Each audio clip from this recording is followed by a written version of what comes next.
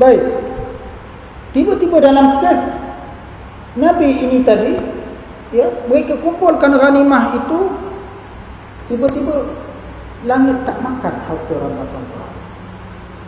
Lalu Nabi ini berkata, inna fikum ghalulan falyubayi'ni min kulli qabilatin rajulun.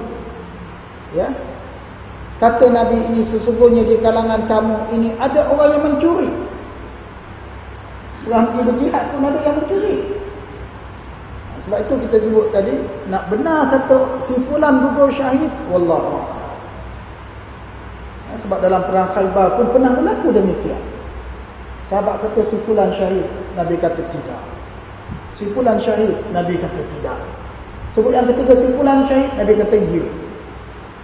Lalu je Nabi, diorang pergi buka jenazah, tengok ada barang rampasan perang diorang. Dan ini juga berlaku kepada umat Bani Israel. Kata Nabi ini, inna fikum ghalulan, sesungguhnya di kalangan kamu ni ada yang curi harta rampasan perang. Falyubayi'ni min kulli qabilatin rajul.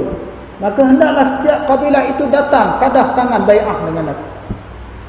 Maka mereka pun berbai'ah dengan Nabi berkenaan. Falaziqat yadu rajulin biyadih. Ya. Lalu tangan wakil seorang kabilah itu lekat di tangan Nabi itu. Subhanallah. Umat Nabi Muhammad ada begitu. Sebelum umat Nabi Muhammad, Allah tunjuk terus. Ya, faqala fikumul ghalul faltubayi'ni qabilatuk. Ya. Lalu Nabi ini berkata, ya, pencuri itu ada di kalangan ahli kabilah. Maka panggil semua ahli kabilah. Ya. Falaziqat yadu rajulaini aw salasatin biyadih. Ya. Lalu daripada kalangan ahli kabilah itu 2 atau 3 orang lekat dengan tangan Nabi itu. Ya. Lalu Nabi itu berkata, fikumul ghalul, di kalangan kamu ada yang mencuri harta rampasan perang. Ya, faja'u bi ra'si mislu ra'si bakaratin minaz zahab. Dia curi apa? Bila Nabi itu kata kamu mencuri harta rampasan perang, mereka pun bawa harta yang mereka curi itu seketul emas sebesar kepala lembu. Itu pun dia tak sedar. Besar yang dicuri itu. Emas sebesar kepala lembu. Ya. Subhanallah. Ya. Fawada'aha, kemudian emas sebesar kepala lembu ini pun diletakkan pada kumpulan harta-harta ghanimah yang dikumpulkan tadi. Faja'atin naru fa'akalatha. Lalu datanglah api dari langit dan ia pun membakar semua harta rampasan perang itu. Ya, kata Nabi sallallahu alaihi wasallam, falam tahillal ghanaim li ahadin qablana. Ya.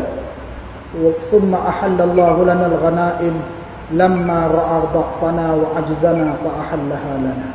Kata Nabi sallallahu alaihi wasallam, harta rampasan perang itu tidak dihalalkan kepada umat sebelum daripada kita, kemudian Allah halalkan kepada umat Nabi Muhammad sallallahu alaihi wasallam kerana Allah melihat lemahnya umat Nabi Muhammad, ya, dan dhaifnya umat ini, lalu Allah menghalalkan ia kepada kita.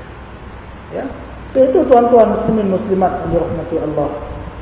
Bila kita sebut balik soal jihad, soal gugur syahid, ya, rujuk balik kepada nas. Rujuk balik kepada nas.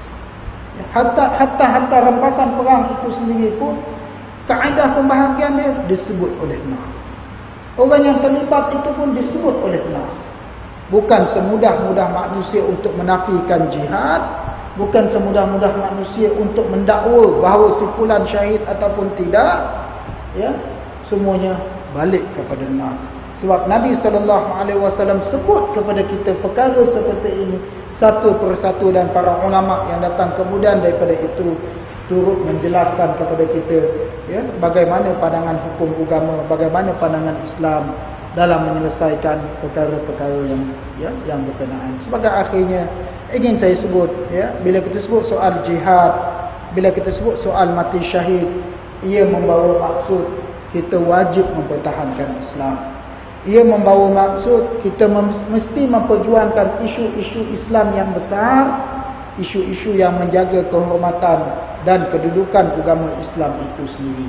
Dan yang lebih penting daripada itu, setiap orang daripada kita mestilah selalu berdoa minta kepada Allah agar kita gugur mati syahid. Walaupun kemungkinan Allah takdirkan kita gugur mati di atas katil dalam rumah kita, tapi sekurang-kurangnya niat dan keazaman untuk menegakkan kalimah Allah itu diterima oleh Allah Subhanahu wa taala. Wa sallallahu ala Muhammad wa ala alihi wa sahbihi wasallam. Wassalamu alaikum warahmatullahi wabarakatuh.